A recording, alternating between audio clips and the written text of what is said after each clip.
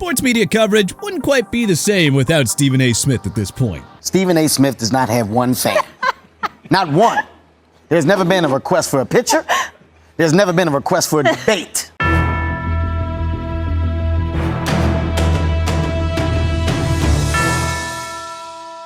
Over the past decade, we've watched Stephen A. Smith rise from an on-air talent in sports media to the on-air talent in sports media. Let's take a look back at 10 times that Smith's antics were furthest over the line. Kevin Durant beef. Stephen A. Smith has garnered a reputation over the years for butting heads with some players, specifically in the NBA. You can tell after seeing how Kevin Durant responded to the talking head in 2021 that he absolutely despises his existence. The bad blood between the two dated all the way back to 2015 when Stephen A. Smith linked the then Oklahoma City Thunder star to the Los Angeles Lakers, saying on First Take that Durant was leaning towards joining the Lakers. Durant decided that he had had enough, and he absolutely blasted Smith to Anthony Slater, a local Oklahoman beat writer, saying, "I don't talk to Stephen A. Smith at all. Nobody in my family, my friends, they don't talk to Stephen A. Smith. So he is lying. I have people who I talk to about everything, and I know for a fact they don't talk to him. So he is making up stories." Unsurprisingly, this jab caught Stephen A. Smith right in his oversized ego, and he became incensed that his journalistic integrity was called into question, and he went on an absolute tirade, bloviating about how he's a reporter and Durant's actions were uncalled for, and so on. This entire exchange was pretty embarrassing, especially after Durant didn't even come close to joining the Lakers. Ruining sports debates. There was a time where sports had a bit of a mystique to it, and the fans were passionate, but there was a level of respect and seriousness that fans showed in supporting their favorite teams and players. Well, Stephen A. has played a pretty huge role in rotting that culture. All he does is run his mouth, drop take after take, hotter than the next, and essentially inspires people all around the world to act like trolls in their own little sports ecosystem. He unknowingly even admitted that he, Skip Bayless, and the rest of their kind are a virus of sorts, telling Kevin Durant during their feud that they ain't going any damn place. A sentiment that he punctuated with, "We multiply. Sorry." Yep, just like bugs or rodents, or a virus that hollows out the discussion around sports and creates a polarizing conversation completely without context or nuance. Stephen A. bugging out about the Onion article. I'd like to think that after living in the social media era for a couple of years, that people would finally be up to speed on what's real, what's satire, what's trolling, etc., etc. Especially someone like Stephen A. Smith, who, let's face it, has made an ungodly amount of money off trolling and essentially satirizing sports media and frankly himself. But alas, Stephen A. has disappointed once again and took his reaction to an article titled "Stephen A. Smith Thinking Son is Finally Ready for the Sex Argument," written by the prestigious The Onion outlet, dead seriously, and went way too far with his reaction. Seriously, just look at his ridiculous response. "I thought I'd heard enough despicable lies about myself. Now there's some article out there that I have a 9-year-old son and I'm gonna have a conversation with him about sex. Mind you, I neither have a son nor a 9-year-old. Some people are beyond despicable. No end. Sad what extent people will go to." This went on and on and on for a series of tweets until it was finally brought to Smith's attention that it was satire. Stephen A.'s only saving grace on this one was that he at least took a chill pill once he found out and gave a hat tip to The Onion on Twitter. The Michael Rubin beef. Alright, at this point, it's pretty clear that there is no limit to the ego of one Stephen A. Smith. And if his constant ranting and raving on all platforms wasn't a strong enough indicator that, how about his bizarre reaction to not being invited to Michael Rubin's legendary 4th of July party that he throws in his $50 million Hamptons mansion every year? I got a little beef with my man, Michael Rubin. Michael Rubin, I ain't get no invite, man. Thought I was your homie. Now you act like you don't even know me. Alright, I understand, Michael Rubin, I understand. But where he really crossed the line was taking a shot at Taylor Rooks, a fellow sports media member, for getting invited over him, claiming it was for her looks. I hear Taylor Rooks was there. She's in this industry. She's in the sports industry.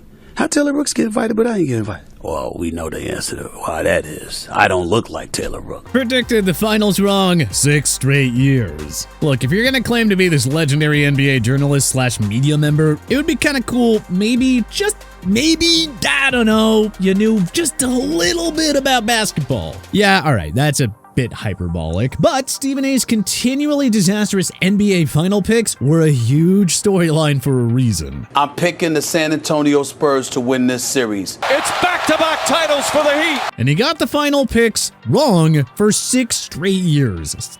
Come on, give me a break. A bridge too far, Stephen A. Criticized Max Kellerman for not being an athlete. Nobody likes a hypocrite. Enter Stephen A. Smith. Listening to each of you right now, it's very obvious that you've played zero high-level basketball. Criticizing his now former co-host Max Kellerman for not being a former athlete. You weren't an athlete and you weren't a journalist. And the absence of the two components left people wondering, why should we listen to you? I mean, what kind of nonsense is that? Did Stephen A. have a stroke and forget that he's not exactly Bo Jackson himself? Not a shocker, but still another feather in the cap against ESPN's frontman. There's no excuse. There's no excuse. It was a choke job.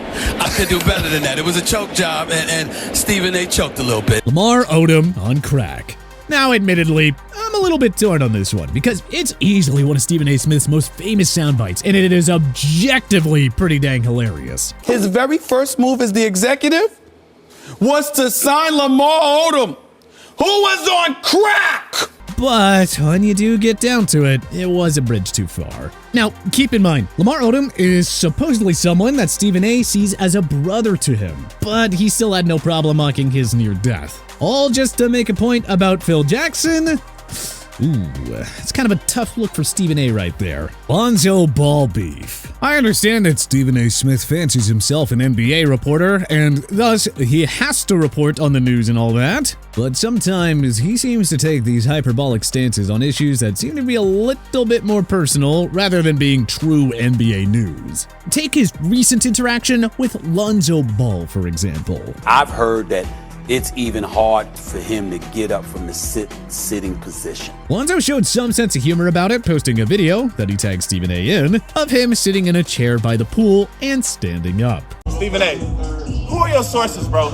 Please tell me who your sources are. Come on, man. Come on, man. You gotta stop yapping. And I actually like you, man. I don't even know you like that, but I like you.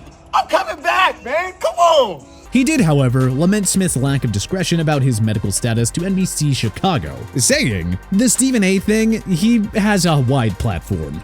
And to me, I just don't appreciate when people put out fake news like that, especially someone of his stature that can touch a lot of people. An extremely measured and fair complaint from Ball, if you ask me. Especially if Smith is actually exaggerating the damage to his knee. Then you're going to do something on poolside on Twitter.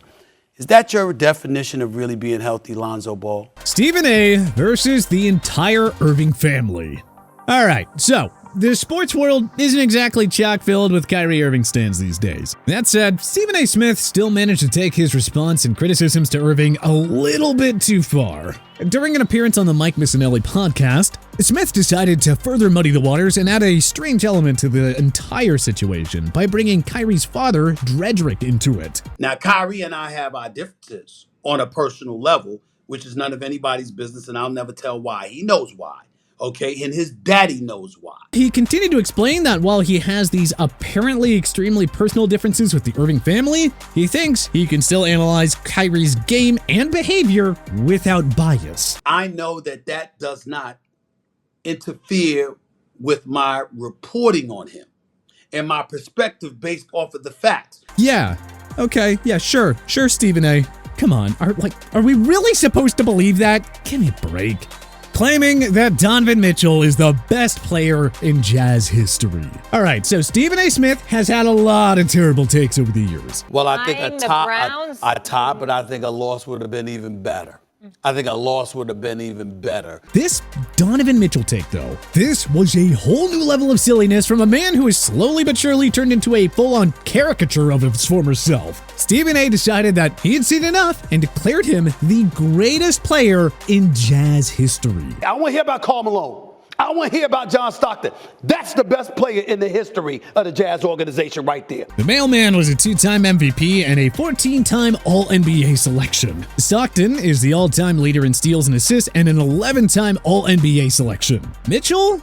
Well, he had just made his second All-Star game and hasn't even made an All-NBA team yet. So to make the proclamation even more embarrassing for Stephen A., that series turned on its head. The Clippers proceeded to reverse sweep Mitchell's Jazz, winning the next 4 games with relative ease, knocking Utah and its best player ever out of the playoffs in humiliating fashion. It's official. The LA Clippers are going to the conference finals. But which of these instances do you think that Stephen A. Smith went too far on? Was there anything that we may have missed? Let us know in the comment section below. If you like this video and learned a thing or two, clicking the like button helps out a ton. And hey, we appreciate it. If this is your first time coming around to TPS though, subscribing is a great idea, because we put out videos like this every single day. But as always, thanks for watching, and we'll see you guys next time.